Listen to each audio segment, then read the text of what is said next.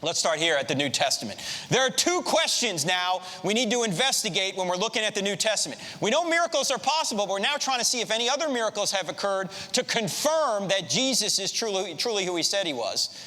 And if he really said what the New Testament says he said. How do we know that the documents aren't made up? Two questions. Here are the two questions. Do we have an accurate copy of the original New Testament documents, and do the original New Testament documents tell the truth? Now, the answer to question number one, in recent years, has been brought into doubt by a man by the name of Bart Ehrman. Have you ever heard this name? How many have heard the name Bart Ehrman? Okay, a few of us in here. He's a skeptic who teaches at University of North Carolina at Chapel Hill. He used to be a Christian. Now he's an agnostic leading toward atheism. He wrote a book called Misquoting Jesus in 2005. He tries to get you to believe that the answer to question number one is no. That we don't even have an accurate copy of what the original apostle said. There's just one problem with Ehrman's thesis. He doesn't even believe it. Why? Because the same year he wrote Misquoting Jesus, he updated a famous text that his mentor, Bruce Metzger at Princeton University, wrote called the Text of the New Testament. It's the classic work on looking at the New Testament manuscripts. Bruce Metzger was the top manuscript scholar in the last century. And he taught Ehrman. And the very same year Ehrman wrote Misquoting Jesus, he wrote the text of the New Testament with Ehrman. In Misquoting Jesus, he tries to get you to believe you can't trust what the New Testament documents say, in the sense that we don't have a copy of the original. In the text of the New Testament, the academic work, he says the answer is yes to question number one. So the popular level, he tries to say no. The academic level, he tries to say yes. Now, why would he do this? Same year, same evidence. The only thing I can think of is, I'm speculating a little bit, but you can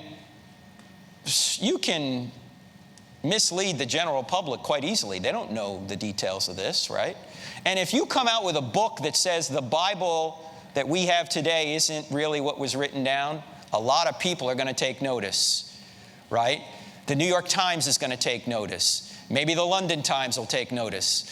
Maybe TV shows will take notice, public TV. Maybe favorable reviews in magazines you'll get. And you'll sell a lot of books. But if you come out and say the Bible that was written down 2,000 years ago, the same Bible we have now, they're going to, who cares? Ehrman has made a lot of money on trying to say the answer to question number one is yes. But when he speaks to the academic community, he knows he can't snow them. So when he writes to the academic community, he says the answer to question number one is yes, opposite to what he said to the general public. In fact, in the second edition of his book, Misquoting Jesus, Ehrman actually says, notice what he says. Bruce Metzger, his colleague, is one of the greatest scholars of the modern times, and I dedicated the book to him, Misquoting Jesus, because he was both my inspiration for going into textual criticism and the person who trained me in the field. I have nothing but respect and admiration for him, and even though we may disagree on important religious questions, he is a firmly committed Christian and I am not. We are in complete agreement on a number of very important historical and textual questions. What are they? If he and I were put into a room and asked to hammer out a consensus statement on what we think the original New Text or the original text of the New Testament probably looked like, it would be very few, or there would be very few points of disagreement, maybe 1 or 2 dozen places out of many thousands.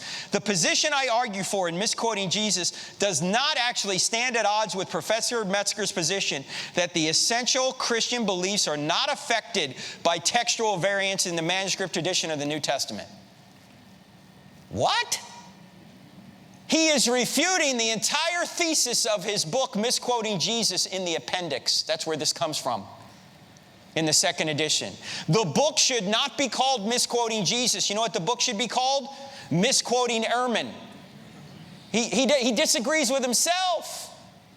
Everybody knows, who knows the material, says that the answer to question number one is yes.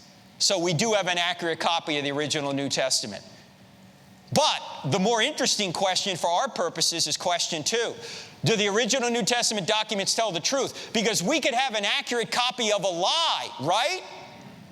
All right, let's take a look at the evidence. Here we go. Question number 2.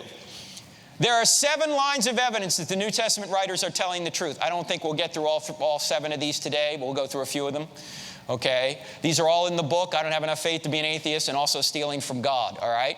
They all begin with the letter E. It'll help you remember. First of all, we have early sources for what we read about in the New Testament. Secondly, we have eyewitness details that only eyewitnesses would know. We're going to go through these individually. I'm just listing them now. Number 3, we have embarrassing stories they never would have invented. You're wondering, what's that about? We'll get there. Number 4, we have excruciating details. Or excruciating deaths, I'm sorry. That they died for this when they could have saved themselves by saying it never happened. We have elaborate testimony. There are elements in the text that show that they're not inventing this. One particular writer is confirming inadvertently what another writer says, and there's no way they could have colluded on this. These are eyewitness stories, or these are stories that were seen by eyewitnesses. There are expected predictions. That deals with Old Testament prophecy. And finally, there are extra-biblical writers, not just non-Christian writers, but Christian writers who are not apostles that affirm what the New Testament story is. So, let's start right here at early sources. Let's go all the way back into the 1st century. And there are 2 events everyone agrees occurred in the 1st century, whether they're atheists or Christians or anywhere in between. Jesus was killed sometime in the early 30s, 33 AD, 30 AD, somewhere in there. The temple in the city of Jerusalem was destroyed by the Romans in 70 AD. There is no reputable historian that denies any of this. Okay? Now, what's going on between these 2 bookends of time? Well, we'll work backwards. We know that Paul was killed at the hands of Nero sometime in the mid to late 60s. We have good evidence for that. We also know that James, the half-brother of Jesus, dies as a martyr in the city of Jerusalem in 62 AD. The Sanhedrin, the Jewish ruling council, they throw him off the Temple Mount and then they stone him to death. Who tells us this? No New Testament document tells us this. You know who tells us this? Josephus, the Jewish historian, who lived from 37 AD to about 100 AD and was probably in Jerusalem in 62 AD when this happened. And 2 other writers who write later tell us that James dies as basically the pastor of the church in Jerusalem in 62 AD. All right? We also know that Acts is written by 62 AD. How do we know that? Well, there's a number of reasons. Let me just go through a couple of them. Acts, as you know, is basically, the first half is about Peter, the second half is about Paul. And how does the book end? Where is Paul when the book ends? Book of Acts. He's in Rome under house arrest, right? He's not quite dead yet. But the New Testament, or I should say the book of Acts, talks about 2 martyrs. Who are the 2 martyrs in the book of Acts? Stephen and James, the brother of John. Not James, the brother of Jesus, not the James up here, but James, the brother of John. Now, if you're writing the book of Acts and you're Luke and you're following the 2 main characters, you're following Peter and Paul, and you end the book and they're not dead yet, when was the book written? Prior to their deaths, right? He talks about the martyrdoms of these minor characters, Stephen and James, but he doesn't mention the 2 main characters. Why? The book is written before they were killed. In fact, Roman historian Colin Hemmer went through the book of Acts with a fine-tooth comb, and he has several reasons, I think 14 reasons, why the book of Acts is written by 62. Another reason is it doesn't mention anything about the uprising, the Jewish uprising in 66, or the temple being destroyed in 70. This is an early work. We also know that 1 Corinthians, or 1 Corinthians as you say here in the UK, 1 Corinthians was written by 55 AD by the Apostle Paul. Even atheists agree with this. And here's the really important point.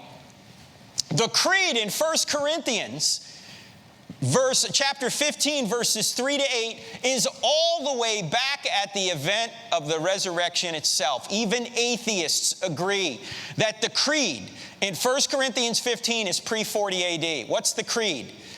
If you go to 1 Corinthians 15, verses 3 to 8, you'll read something like, "For I passed on to you what I received as of first importance, that Christ died, that he was buried, that he rose, and then he appeared." And it names all the people Jesus appeared to, with the exception of the women. He doesn't mention the women. And he includes the 500 in there. That section, verses 3 to 8, was orally remembered. It was an oral culture. And it was later put into writing by Paul in 1 Corinthians, but the source is all the way back to the resurrection itself. Now, let me give you a modern example of this.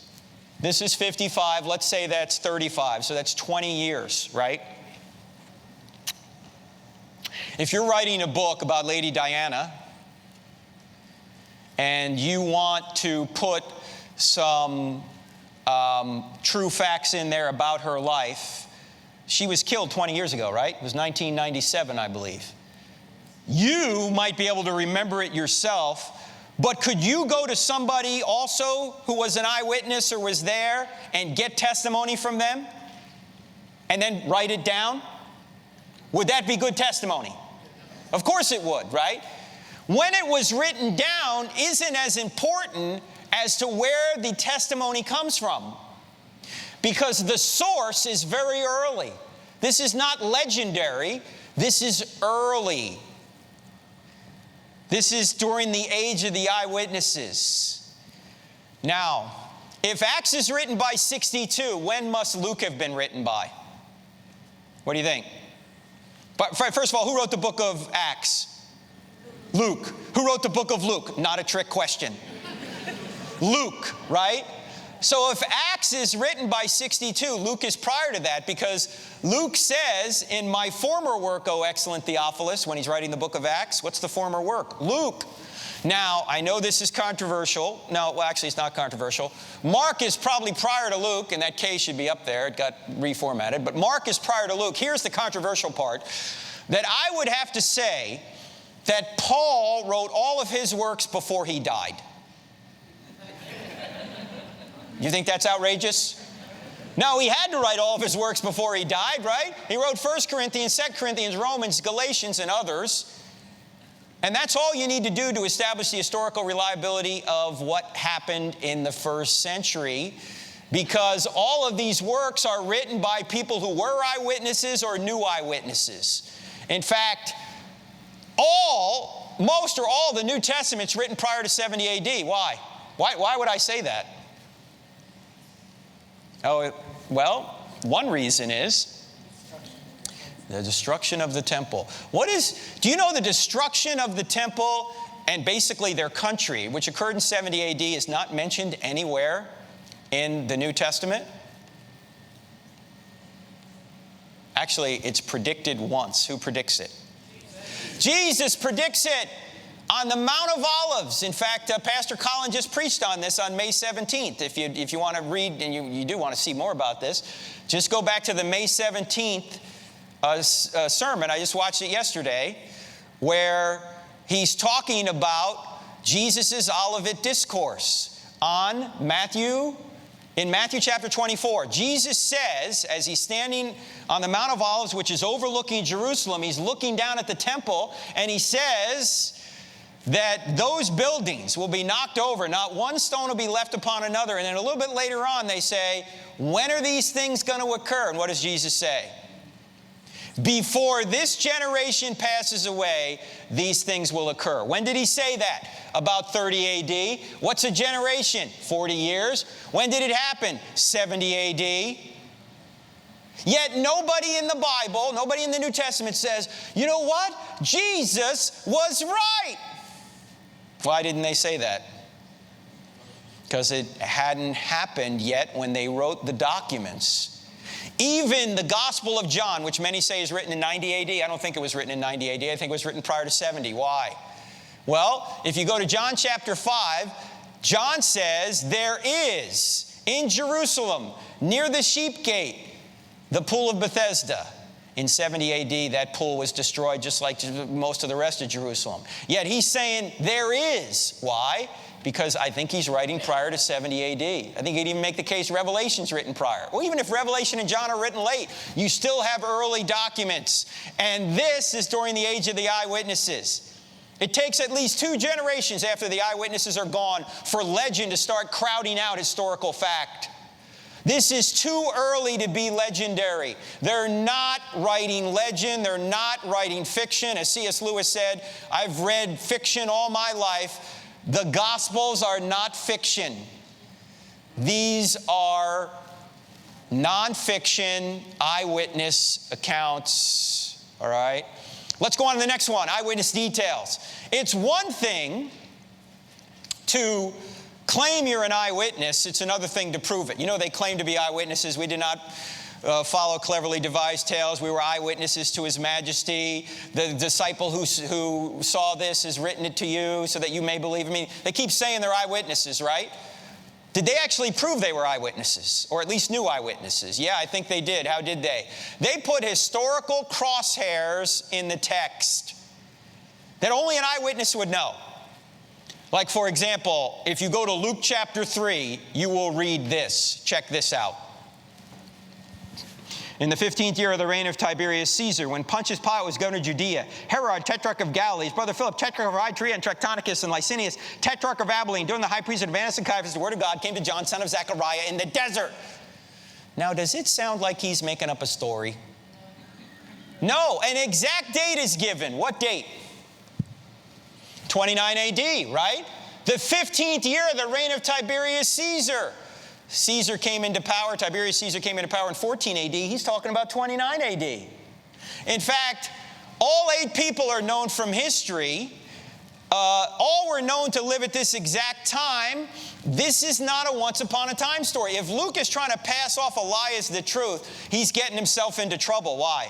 Because people could check this out and say, that ain't true, Luke. He's using real people in here. Real people. This is not a once upon a time story. In fact, all of those people you see mentioned there are mentioned outside the New Testament. In fact, we're going to see them here in just a minute. Not a once upon a time story. It would be like in our country, in the United States, if I were to say, like right now, it's the first year of the Trump administration. Rex Tillerson is the Secretary of State. Paul Ryan is the Speaker of the House. Mitch McConnell is the Majority Leader in the Senate. Everyone would know when I'm talking about, right? That's what Luke is doing here. He's putting historical crosshairs on the text. Also, if you go to the book of Acts, there are 84 details from chapter 13 to chapter 28, just the last chapters of the book, that have been shown to be eyewitness details. Colin Hemmer, again, the Roman historian I mentioned earlier, he went through Acts with a fine-tooth comb and picked out so many of the details that Luke put in there, and they're all right. In fact, Luke has the name of small towns right in the Mediterranean. He even has government officials right. He even has the slang spoken in those towns right. He has wind directions and water depths right. He even gets the depth of the water off Malta right. In Acts chapter 27, when they run aground, they run aground. Luke is on there with Paul, and there's 270-something people on the ship, and they get caught in a nor'easter, and they're driven from Cyprus all the way toward Malta. They don't know where they are, and it's dark one night, and they hear what they perceive to be land. And so they take soundings. It's 120 feet. And then they take soundings a little bit later. Again, it's 90 feet. And then they cut the anchors and they prayed to run ashore. And they ran ashore. Nobody was hurt. Where did they wind up running ashore? Malta. If you go to Malta today, St. Thomas's Bay, you will see the area where they ran aground, because my friend Bob Cornuke, the Christian Indiana Jones I mentioned earlier, in the 1970s he discovered that Maltese divers found 4 anchors from a Corinthian freighter in 90 feet of water right off of St. Thomas's Bay from the 1st century. No ship, just anchors. Later, an Italian diving crew found a ship several hundred yards away, the remains of an old ship. But normally when you find a ship, you find anchors, right? No anchors. They took these anchors up. They didn't even know what they had. They melted one of the anchors down into dive weights before they knew what they had. But the other 3 anchors are in the Maltese Maritime Museum in Valletta. If you go there now, you're probably looking at the anchors of Paul's shipwreck. I mean, it's amazing. All this fits with what the book of Acts says. In fact, Sir William Ramsay, who was an archaeologist who didn't think Luke was accurate until he really looked into him, found this. He said, I began with a mind unfavorable to it, Acts, but more recently I found myself brought into contact with the book of Acts as an authority for the topography, antiquities, and society of Asia Minor. It was gradually borne in upon me that in various details the narrative showed marvelous truth. In fact, he found that Luke references 32 countries, 54 cities, and 9 islands with no mistakes. And he didn't have Google Earth. Luke was there. He's an eyewitness, or he knew eyewitnesses. Not only are there all those details in Acts, Luke has many of these details in his own work in the Gospel. There are 59 historically confirmed or historically probable eyewitness details in the Gospel of John. By the way, all of these details, the 84 and the 59, are all listed in chapter 10 of I Don't Have Enough Faith to Be an Atheist. Okay, so if you want to see them, you can see them. They're right there. And then the New Testament documents cite more than 30 people confirmed by secular and archaeology that these people actually exist. I hinted at this earlier. When we went through writing this book, Dr. Geisler and I said, there's a lot of people the New Testament mentions. Are they real people outside of the New Testament? Yeah, they are. You see all these people here? Every one of these people is mentioned outside the New Testament documents. Yet they're in the New Testament story. The Agrippas, Bernice, Augustus, Caiaphas, Felix. In fact, the New Testament gets all the Herods right. Imagine trying to keep that bloodline straight. James is mentioned by Josephus, the half-brother of Jesus. John the Baptist is mentioned by Josephus. Again, the Jewish historian. Jesus is mentioned by him too. I don't have him in here because we'll see later he's elsewhere. Pilate is mentioned by Josephus. Pilate's also been found archaeologically. Here is a inscription found in the coastal town of Caesarea. That was the Roman headquarters in Jesus' day for the Romans, right on the Mediterranean there. They found Pilate there. They not only found, not only know that Caiaphas existed, but they have his bones. You know what this is? This is an ossuary. An ossuary is a burial box that the Jews used from about 20 BC to about 70 AD. Since the Jews believed in a bodily resurrection, what they would do is after somebody died and they'd inter the remains, a year later or so, 11 months to a year later, they'd go back to the gravesite, they'd take the bones out, and they'd put them in a box like this, an ossuary. In 1990, they were doing a construction project. They ran to a bulldozer into a side of a hill in Jerusalem, and they discovered a bunch of ossuaries, including this one. And on the side of it, it identified the remains as the remains of Caiaphas. There's only one Caiaphas known from history. Who was he? The high priest who did what? Sentenced Jesus to die. Do you remember Jesus is standing before the high priest, and the high priest asked him, "Are you the Messiah, the Son of the Blessed One?" And Jesus said, "I am, and you will see the Son of Man coming with great power on the clouds." And immediately Caiaphas said, "Blasphemy!" And he tore his robes. "You must die." Did you hear him? Did you hear what he said? "You must die." That guy, we've got his bones. Inside this box were his bones, about a 60-year-old man, and the bones of his family. So we not only know Caiaphas existed, we have his bones. Now you may have heard some other ossuaries been discovered. Have you heard of the Ossuary of Jesus? The Ossuary of Jesus? What do you mean? Jesus is, if there's an Ossuary of Jesus, what does that mean for Christianity? It's not true. If the resurrection is true, your faith is in vain. Well, in 1981, in Talpat, right outside of Jerusalem, they discovered an ossuary that said it was the Ossuary of Jesus. And the guy who discovered it said, come on, it's not Jesus of Nazareth. But in 2006, James Cameron, does anyone know who James Cameron is? Who is he? He's a filmmaker.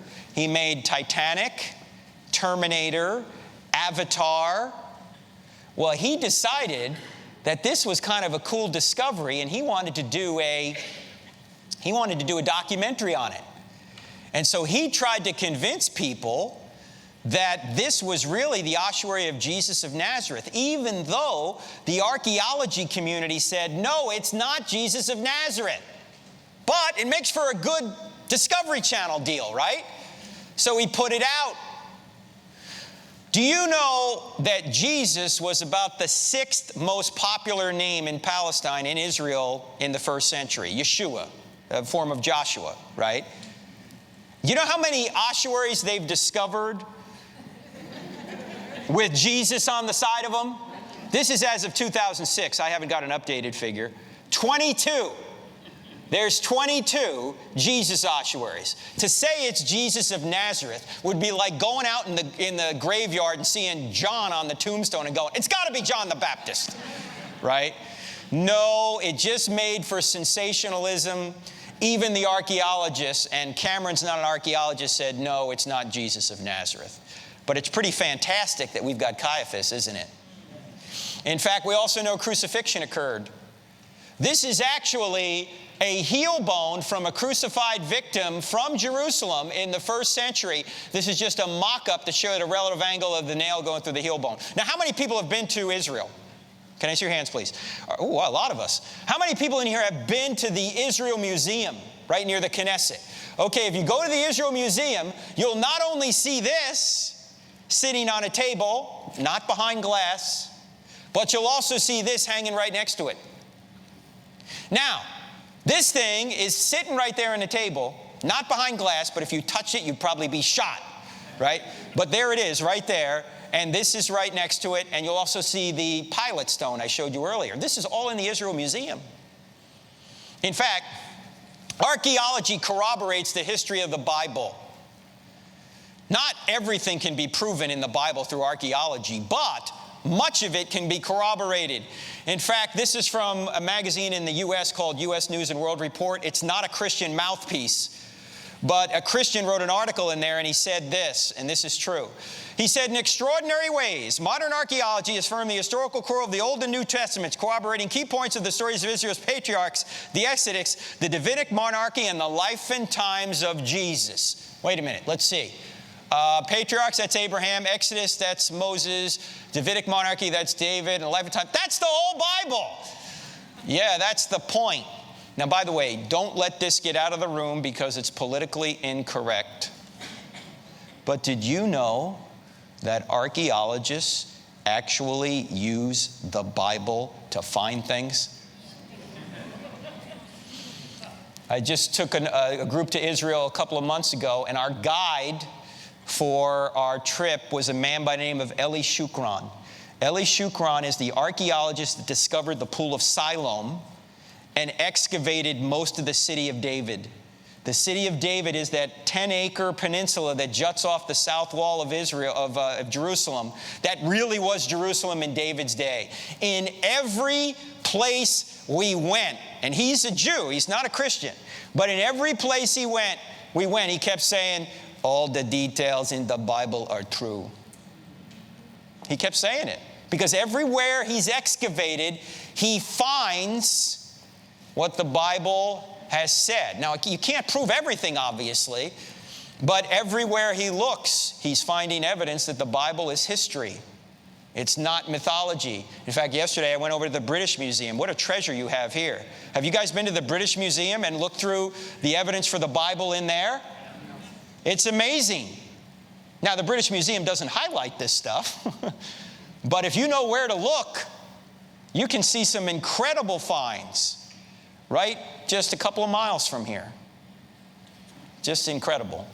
So, all right, let's move on now because we got limited time. We got to move on into embarrassing stories. Embarrassing stories. And there's a principle that historians use when they're trying to discover whether a writer's telling the truth. It's called the Principle of Embarrassment. It goes like this. If there's something embarrassing to the author or authors, it's probably true. Why? Why? Yeah, because you're not going to invent embarrassing details about yourself. You'll hide those things. In fact, let me put it this way. Let me ask you guys a question. How many of you have ever lied to make yourself look good? If you don't have your hand up right now, you're lying to make yourself look good. And it's not working. We know you're lying. All right, how many people in here have ever lied to make yourself look bad? Nobody does that. That's why we call this the dove factor. They're not making this up. The New Testament writers, and this is true of the Old Testament as well, but we're just going to look at the New Testament right now. You realize the New Testament writers depict themselves and even some things about Jesus in an embarrassing way. For example, the New Testament writers, they fail to understand what Jesus is saying. They are completely dim-witted about what Jesus does. They don't even get his mission until he's already ascended to heaven.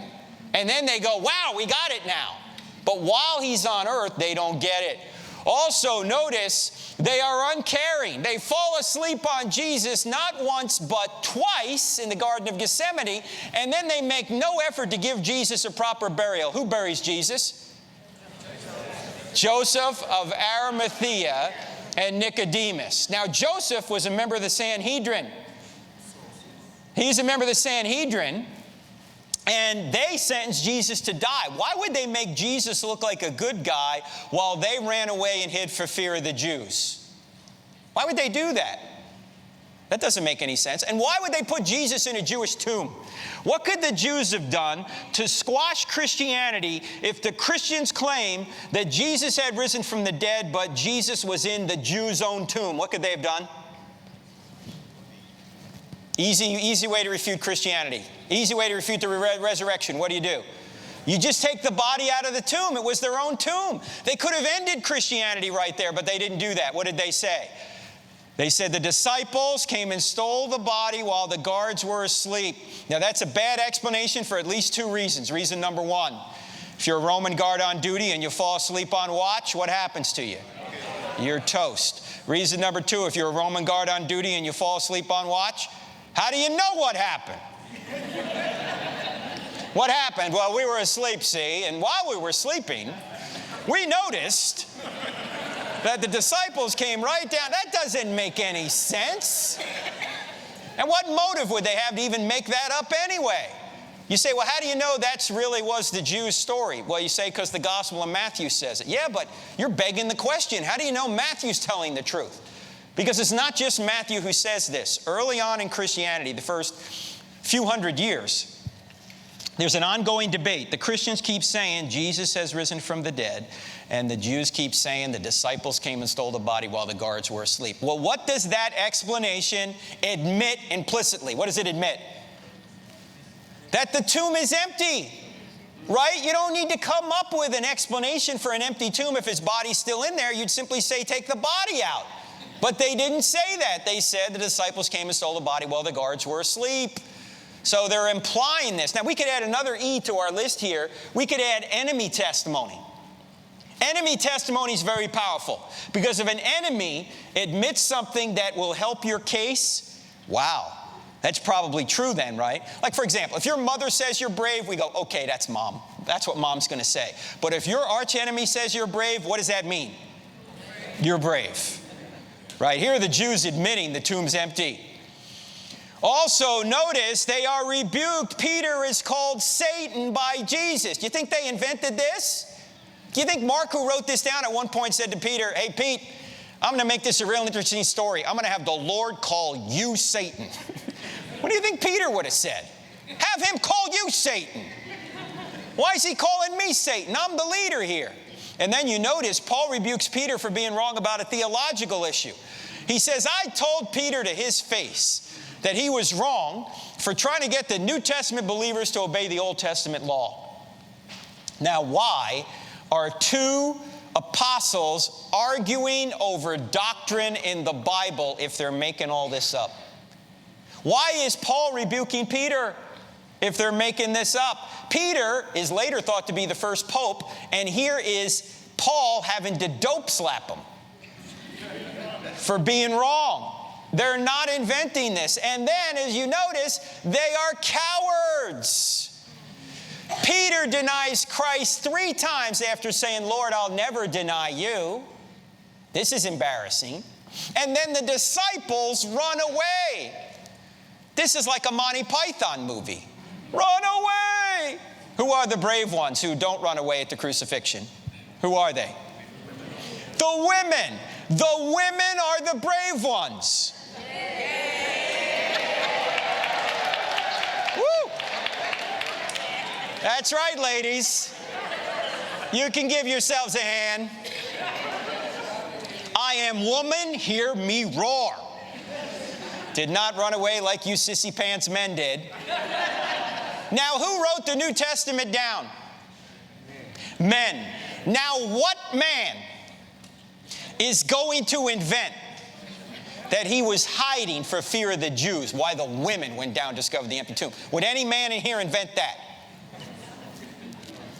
I know if I was there and I was inventing it, if I was a man inventing it, I'd write something down like this. Let's see. We marched right down there and overpowered that elite Roman guard. Yeah, that sounds good. John said, get out. Peter, roundhouse kicked him. Philip said, we'll be back. And then on Sunday morning, we marched right down to the tomb, and we saw Jesus, who congratulated us on our great faith. And then we went and comforted the trembling women. I would never say it was Mr. Sissy Pants. Why the women went down and discovered the empty tomb. And oh, by the way, why would you never say the women were the first witnesses in that culture? Why would you never say that? You would never invent it. Because a woman's testimony was not considered on par with that of a man. So if you're making up the New Testament resurrection story, you'd only have the men be the first witnesses. Yet all 4 Gospels say that the women were the first witnesses, which is telling us what? They really were. There's no motive to say they were. I actually had a lady come up to me once and she said, I know why Jesus appeared to the women first. I said, why? And she said, because he wanted to get the story out.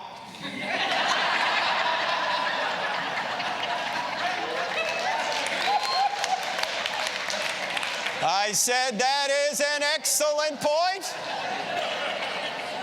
I had not thought of that. Because ladies, when your man comes home from work, does he say much? There could have been a nuclear explosion down at the plant. He's not going to tell you. You'll see it on the news before you hear it from him. You'll be watching the news one night going, hey, hon, what happened? Oh, yeah, I forgot to tell you. The nuke blew up the other day. I've been hot for 3 days. What's for dinner? You know, he's not going to tell you. Also, notice that despite being taught several times, the disciples are doubtful when they hear of his resurrection. Not only are they doubtful when they hear his resurrection, check this out, some are even doubtful after they see him risen. What? How did that verse get in the Bible? Think about that. They're standing there at the Great Commission, Matthew 28:19, and he says, go, therefore, make disciples of all nations. Notice he doesn't say make believers. He says, make disciples. There's a difference. Make disciples of all nations, baptize them in the name of the Father, Son, Holy Spirit, Amen. And lo, I'm with you always, even to the end of the age. And as he's saying that, some of his disciples are standing there looking at him going, you see that guy over there? Yeah. That guy over there is Jesus. Oh, no, it can't be Jesus. He was just killed not long ago. No, I'm telling you, it's Jesus. It can't be. The Romans crucified him. The guy's dead. No, I'm telling you, it's him. They put a spear in his side. Blood and water came out, punctured the pericardium. The guy's dead. I'm telling you, it's Jesus. It can't be. It is. How do you know? The women told me. They're not making this up. By the way, there's even potentially embarrassing details about Jesus. Notice in Mark chapter 3, he's considered out of his mind by his own family who want to seize him and take him home. His own family in Mark chapter 3 thinks he's nuts. Now, you may have heard the scholars say, oh, the New Testament writers invented Jesus to be God. Really? Then why are they putting this kind of thing in there? And then notice, he's deserted by many of his followers. In John chapter 6, he says, look, you want to follow me? You must eat my flesh and drink my blood. And many of the disciples said, this is a hard teaching. We can't follow this guy anymore. Hey, if I was there and he said, eat flesh, drink blood, I'd say, what are you, a cannibal? I'm not following you either. Now, we know what it means now, but at that point, they're going, this is crazy. Also, he's not believed in by his own brothers. In John chapter 7, his own brothers don't believe in him. We learn later, however, as I mentioned earlier, that James, the half-brother of Jesus, dies as a martyr in the very city of Jerusalem Jesus is alleged to have risen from the dead in. But when Jesus is walking the earth prior to the resurrection, James doesn't believe he's God? What changed? Paul tells us in the Creed, 1 Corinthians 15, that Jesus appeared to James. That must have convinced him to become the pastor of the church in Jerusalem. Before Jesus rose from the dead, James didn't think his own brother was God. But after Jesus rose from the dead, James said, yo, bro, you're God. Now, how many people in here have a brother? All right, how many people in here have a brother who thinks he's God? Yeah, you don't believe in him either, do you? Neither did James.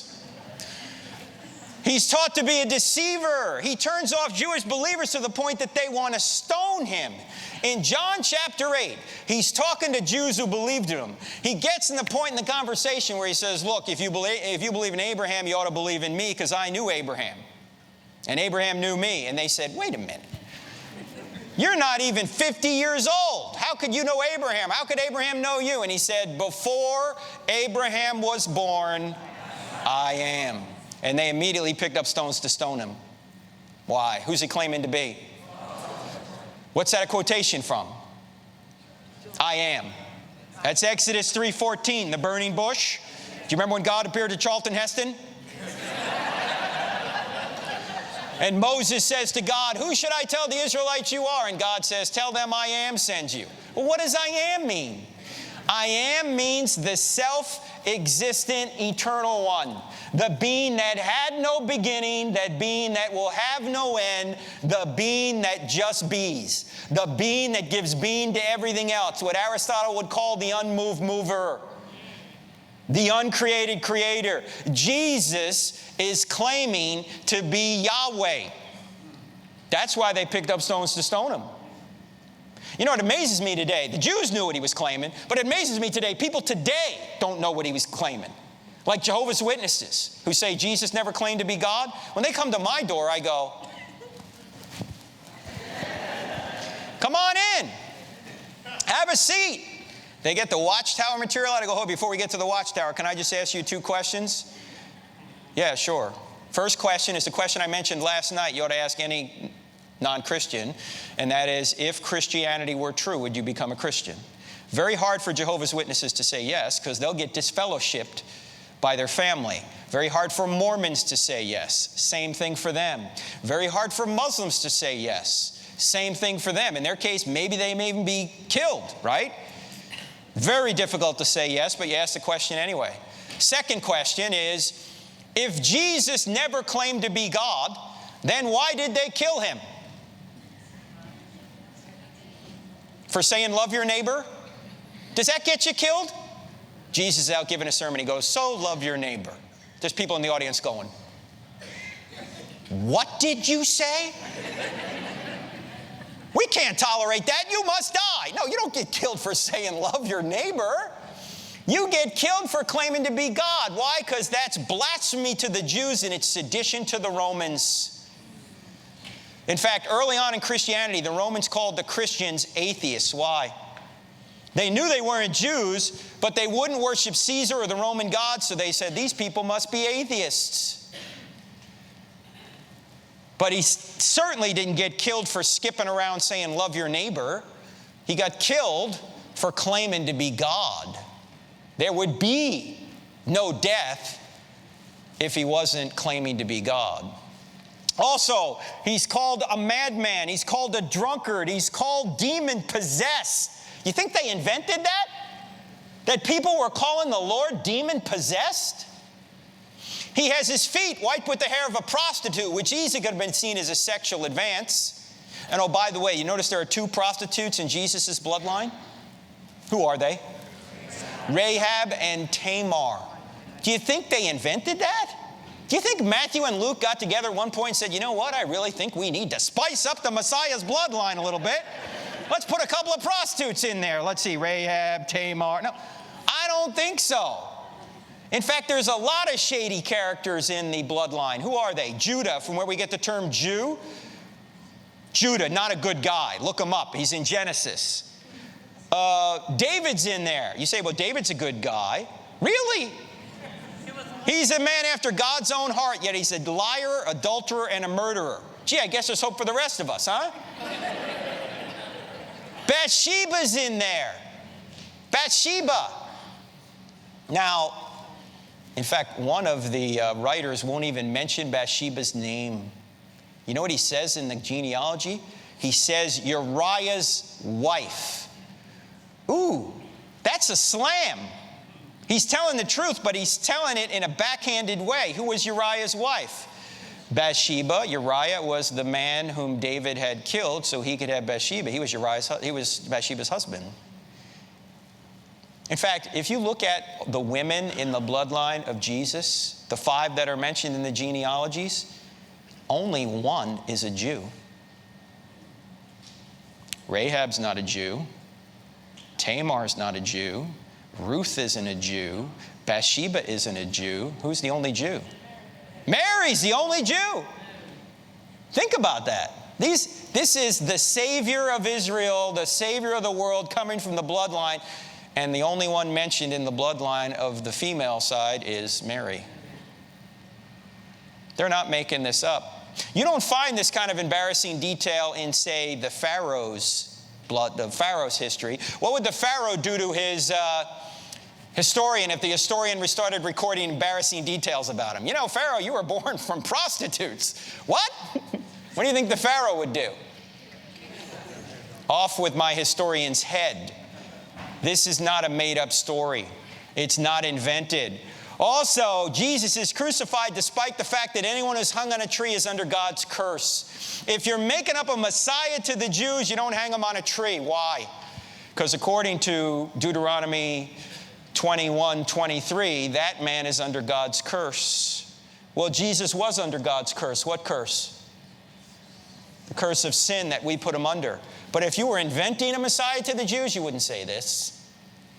There's more in the book on embarrassing details, but we got to get to excruciating deaths. Excruciating deaths. In addition to these embarrassing stories, we've got excruciating deaths. And this is the argument that says that these men who were in a position to know whether Jesus had risen from the dead or not died excruciating deaths when they could have saved themselves by saying it never happened. This is a Caravaggio, a painter who painted lifelike kind of paintings, and this is Peter being crucified upside down. We're not exactly sure if he was crucified upside down, but we have good evidence he was martyred. In fact, some of the evidence comes from John chapter 21, that he will go to a place he doesn't want to go. He will spread out his hands and go to a place he doesn't want to go. Clement of Rome also talks about Peter's death, writing in about 95 AD.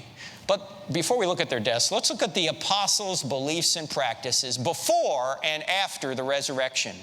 Because as we go through this short list, I want you to remember that the New Testament writers, with the exception of Luke, were all Jews. They already thought they were God's chosen people. So they believed a group of beliefs before Jesus showed up, and they abandoned those beliefs after he showed up. The question is why? Before, they believed in animal sacrifice. They've been slaying lambs and other animals to Yahweh for hundreds of years. Suddenly Jesus comes along and they say, you know what? Christ's sacrifice is enough. We don't need to slay these lambs anymore because these lambs are just symbols. Here's the true Lamb of God who takes away the sins of the world. So they do away with the sacrificial system virtually overnight. Before, they believed in a binding law of Moses. Afterwards, they said, no, Christ's life has fulfilled the binding law of Moses. In fact, Jesus himself does away with the dietary laws in Mark chapter 7. It's not what goes into a man that makes him unclean, but what comes out of a man that makes him unclean. He even told Peter to eat whatever he wanted to. Before, they believed in strict monotheism. Afterwards, they believed in a Trinity. 3 persons in one divine essence. Yes, I know the Trinity is hinted at in the Old Testament, but it's much clearer in the New. Before, they believed in the Sabbath. In fact, they thought they could be stoned for not obeying the Sabbath. Afterwards, they're worshiping on Sunday. And Paul even says in Colossians chapter 2, don't let anyone tell you you'll have to obey any Sabbath or festival day. In fact, out of the 10 commandments, 9 of them are repeated in the New Testament. What's the only one not repeated in the New Testament? Keep holy the Sabbath. Why? Who's the true Sabbath? Jesus is the Sabbath. The Sabbath represented rest, and who's our rest? We rest in the work of Jesus. So the Sabbath no longer had any hold on these New Testament believers who used to be Old Testament believers. Before, they believed in a conquering Messiah. Afterwards, they believed in a sacrificial Messiah. Of course, Jesus will come conquering the next time he comes. Before, they believed in circumcision. Afterwards, they believed in baptism and communion. Now, what would have caused these pious Jews who thought they were God's chosen people to abandon everything on the left and adopt everything on the right virtually overnight? What would have caused them to do this? The only thing I can think of is what psychologists call an impact event. Impact events are events that occur in your life that you'll remember no matter how old you are. In fact, you might not remember what you had for breakfast this morning, but you'll remember an impact event that happened 10, 20, 30, 40, 50 years ago if you're old enough. In fact, I don't know if anyone would know this impact event because you're not Americans, but I'm going to ask it anyway. Some of you might. Is there anyone in here who can remember where you were and what you were doing November 22nd, 1963? Anybody? Okay. Hold up your hands. There's a few of us in here. Just hold up your hands. Hold up your hands. You see these people with their hands up, ladies and gentlemen? These people are very old. November 22nd, 1963 is my earliest memory. I was 2 years old in 2 days. I'm standing in the living room, and my mother is on an ottoman in front of a black and white TV, weeping uncontrollably. Mommy, what's the matter? What's the matter? They killed the president. They killed the president. President Kennedy was assassinated that day, November 22nd, 1963. Also, C.S. Lewis died that day. But nobody remembers that because that particular event was overshadowed by the assassination of the American president. Aldous Huxley died that day. Again, overshadowed by that event. Where were you on July 29th, 1981? If you can remember where you were and what you were doing, raise your hand. Not a big event, apparently, in the UK. That's when Charles and Diana got married.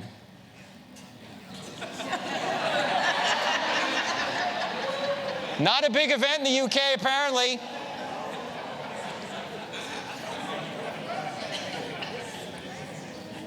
Okay, how many in here can remember? You don't remember the date, but you remember the event. How many remember the event? How many remember the event? Okay. You can remember something about that day, right? Yeah. Okay.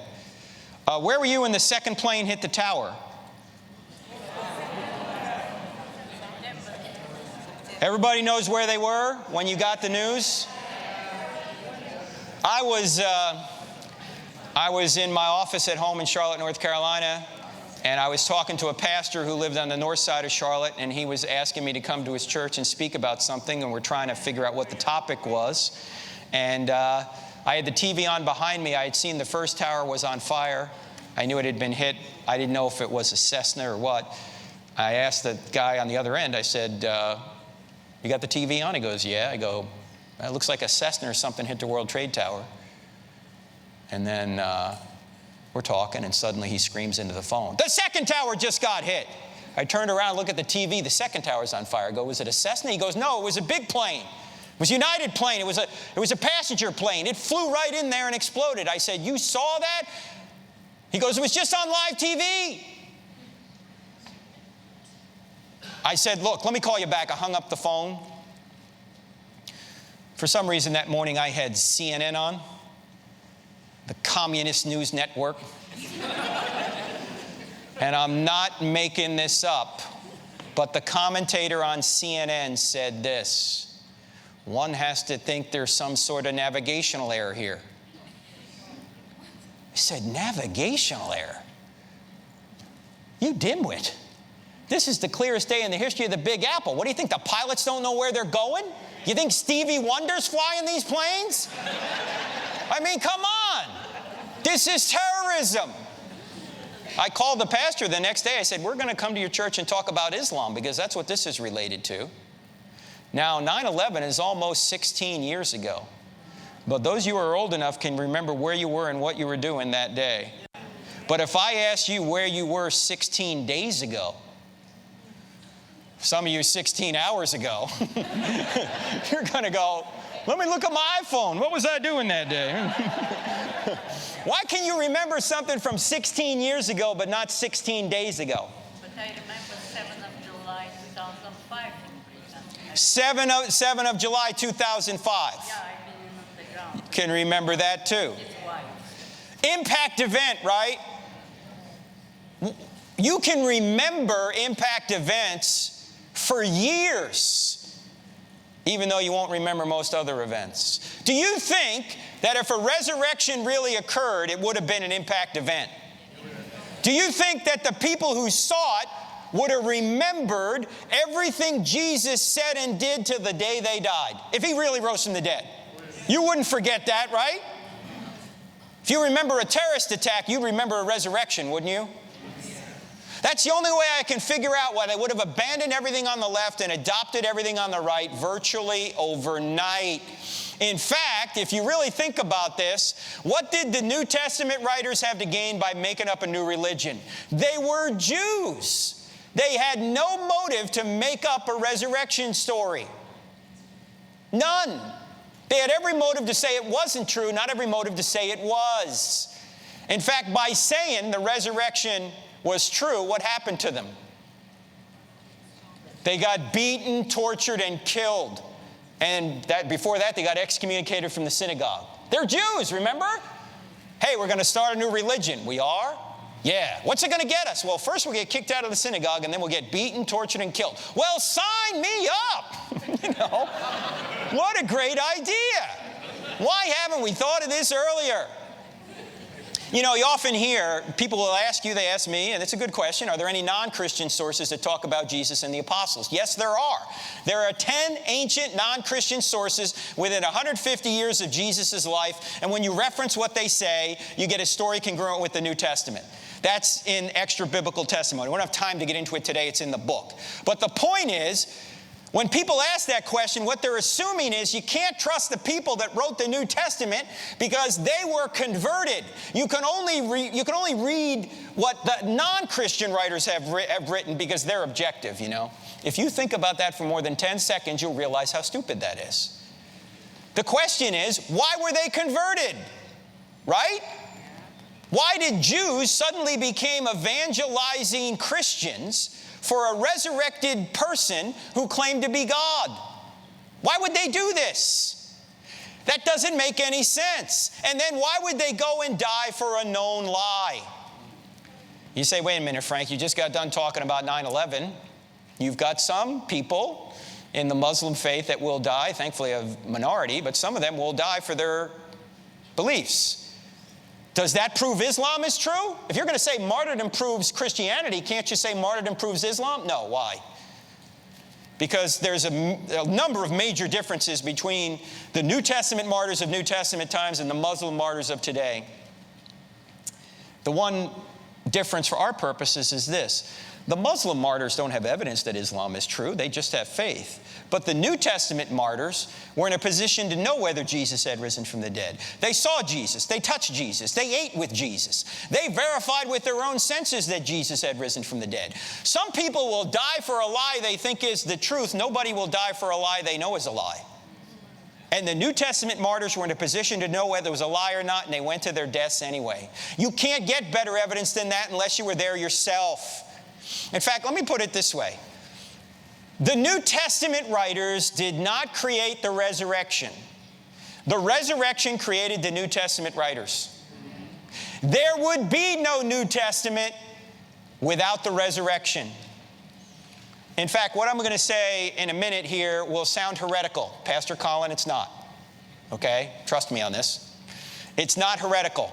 But we do not believe the resurrection occurred simply because a book tells us it occurred.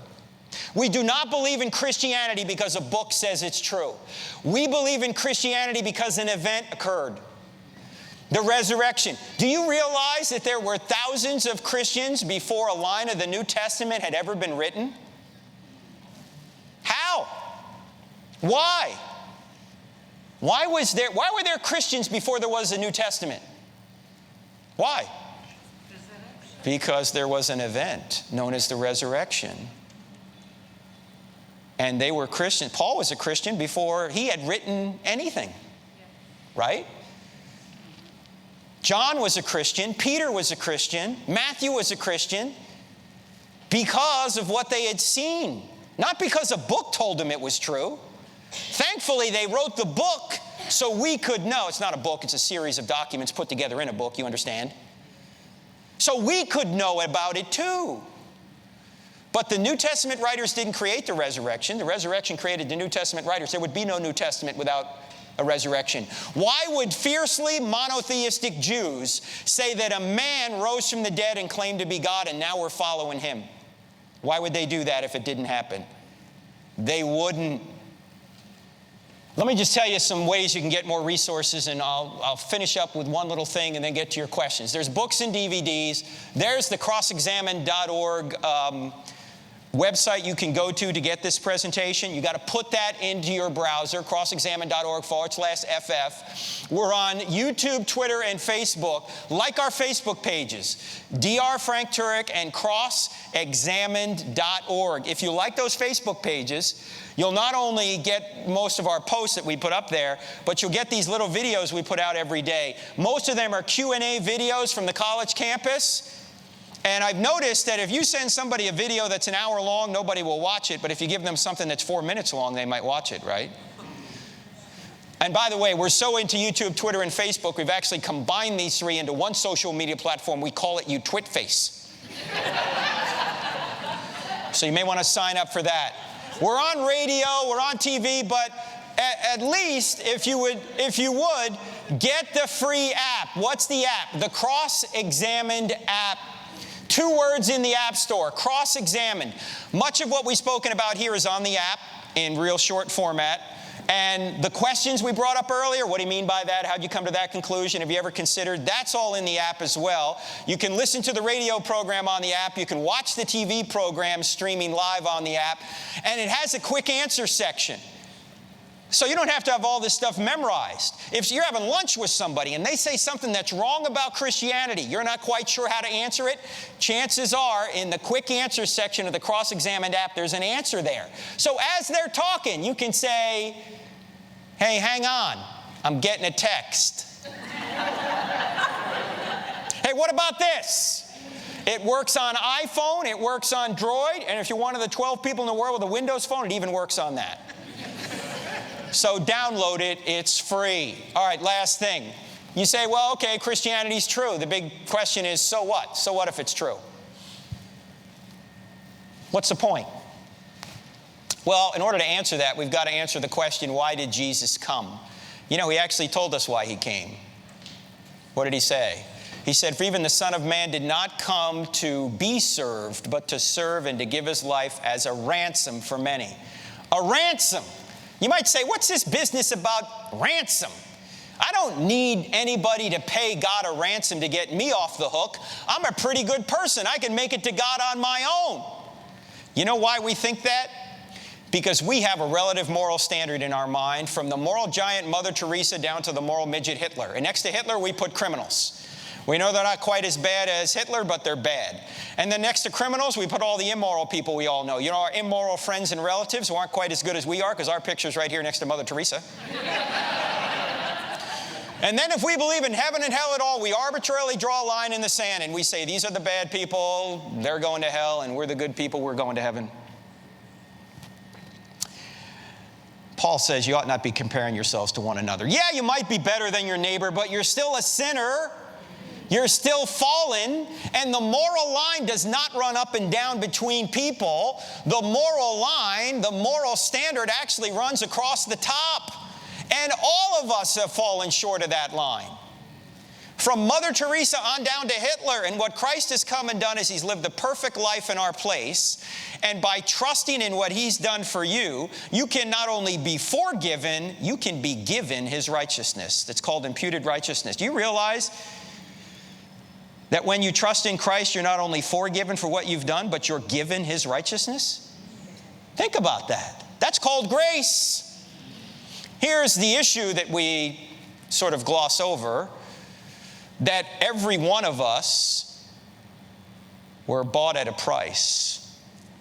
And this is illustrated beautifully by the Passion with cuts from Third Day. Brace yourself for this.